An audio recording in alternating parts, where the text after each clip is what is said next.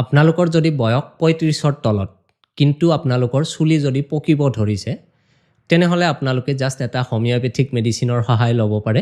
বেছিভাগ ক্ষেত্ৰত এই মেডিসিনটো কিন্তু খুব এফেক্টিভ হ'ব। কিন্তু তাৰ আগতে আপোনালোকে জানিব লাগিব যে কেতিয়া চুলি পকিলে হেতুক আমি মেডিকেলি নৰ্মেল বুলি ধৰো আৰু কেতিয়া চুলি পকিলে হেতুক আমি কিবা প্ৰবলেম থকা বুলি কনসিডাৰ কৰো। ভাৰতীয় মূলৰ যিবোৰ মানুহ আছে তেওঁলোকৰ শৰীৰত সাধাৰণতে ৩৫ৰ পৰা ৪০ৰ ভিতৰত যদি চুলি পকা আৰম্ভ হয় হেতুক সাধাৰণতে নৰ্মেল বুলি ধৰা হয়।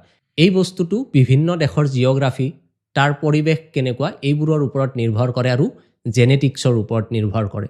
যিয়ে নহওক ইণ্ডিয়াৰ ক্ষেত্ৰত এটো সাধাৰণতে ৩৫ৰ তলত যদি আৰম্ভ হয় তাক আমি বেমাৰ বুলি ধৰিব পাৰো। আৰু ৩৫ বছৰৰ তলৰ ভাৰতীয় মূলৰ লোকৰ ক্ষেত্ৰত সাধাৰণতে ৫-৬টা মান কাৰণত কি হয় চুলিটো সোনকালে পকিব ধৰে। প্ৰথম কাৰণটো হ'ল আপোনালোকৰ জেনেটিক এটা টেন্ডেন্সি থাকিব পাৰে। সেকেন্ড কাৰণটো হ'ল আপোনালোকৰ ষ্ট্ৰেছ আৰু এনজাইটিৰ কাৰণে হ'ব পাৰে।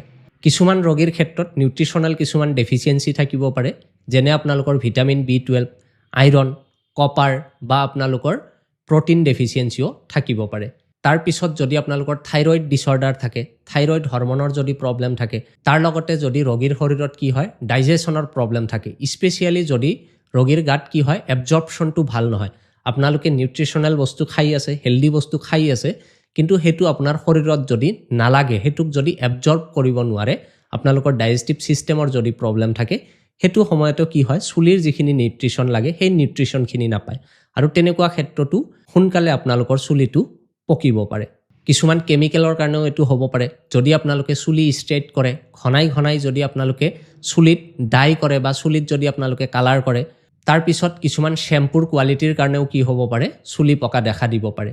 যিয়ে নহওক এই সমস্যাটো আপোনালোকে জাস্ট এটা হোমিওপ্যাথিক মেডিসিনৰ সহায়ত কিন্তু ঠিক কৰিব পাৰে। কিন্তু মেডিসিনৰ লগতে আপোনালোকে নিজৰ জীৱনত আৰু কেইটামান বস্তুৰ ওপৰত গুৰুত্ব দিব লাগে। এটা হৈছে আপোনালোকৰ টোপনিটো ভাল হ'ব লাগে। এটলিষ্ট 7ৰ পৰা 8 ঘণ্টা মান আপোনালোকে ডেইলি টোপনি যাব লাগে। তাৰ পিছত ষ্ট্ৰেছটো আপোনালোকে কমাবলৈ চেষ্টা কৰিব লাগে।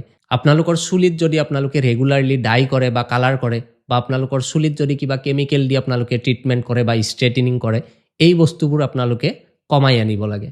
তাৰ লগতে আপোনালোকৰ খাদ্য অভ্যাসটো অলপমান ভাল কৰিব লাগে। আপোনালোকৰ ডায়েটত ধৰক প্ৰটিন, তাৰ পিছত ভিটামিন B12 বা আপোনালোকৰ আইৰণযুক্ত যিবোৰ খাদ্য আছে সেইবোৰ যোগ কৰিব লাগে। জাংক ফুড বা বাহিৰত খোৱা যিবোৰ পেকেট ফুড আছে সেইবোৰ কমকে খাব লাগে। লগত যদি আপোনালোকৰ স্মকিং হেবিট থাকে হেতু কিন্তু কমাই আনিব লাগে। আৰু এইবোৰৰ কাৰণে আপোনালোকৰ সোশ্যাল মিডিয়াত চোৱা যিবোৰ হোম ৰিমেডিজ আছে সেইবোৰ আপোনালোকে ব্যৱহাৰ কৰা বন্ধ কৰিব লাগে। আৰু ফাইনালি আপোনালোকে এচিড ফস 200 নামৰ এই হোমিওপ্যাথিক মেডিসিনটো 15 দিন মান ব্যৱহাৰ কৰিব পাৰে।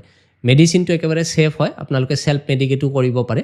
মেডিসিনটো সাধাৰণতে হোমিওপ্যাথিক গ্লোবিউলছত বনাই দিয়া হয় আৰু তাৰ পৰা 6টাকে গ্লোবিউল দিনত 2বাৰ 15 দিনলৈকে খাবলৈ দিয়া হয়।